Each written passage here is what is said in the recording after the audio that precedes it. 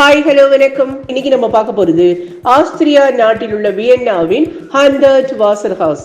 சிறு குழந்தைகளின் கையில் கலர் பென்சிலை கொடுத்து அடுக்குமாடி குடியிருப்பை வரைய சொன்னால் எப்படி இருக்கும்? சீரற்ற வடிவில் ஒவ்வொரு வீடும் ஒவ்வொரு கலரில் வரைந்து வைத்திருப்பார்கள். அவர்கள் ஓவியத்தில் வீடுகள் மீதே மரங்கள் இருக்கும். கிட்டத்தட்ட அதே போன்ற ஒரு அமைப்பில் உள்ள ஒரு அபார்ட்மெண்ட் தான் இந்த ஹண்டர்ட் வாசர் ஹவுஸ். இது ஆஸ்திரிய கட்டிட கலைஞரான ஃப்ரீடென்ஸ் எரிச் ஹண்டர்வாசரால் கட்டப்பட்டது. 1986 கட்டி முடிக்கப்பட்ட இந்த குடியிருப்பை வண்ணமயமான புதிர் என்றே மக்கள் அழைக்கிறார்கள். இதன் மாடிகள் அலை அலையாக இருக்கின்றன. வீட்டின் அறைகள் ஜன்னல்கள் வழியே மரங்கள் வேர் பதித்து கிளைகளுடன் வளர்கின்றன.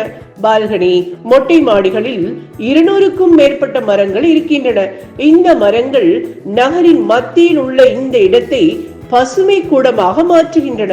இதில் தூண்கள் சாய்வு வடிவில் கட்டப்பட்டுள்ளது. சுற்றுலா பயணிகளின் கவனத்தை ஈர்க்க இந்த கட்டிடத்தை வெளியிலிருந்து மட்டும் பார்க்க முடியும். வீடுகளின் உட்புறத்தை பார்க்க அனுமதி இல்லை.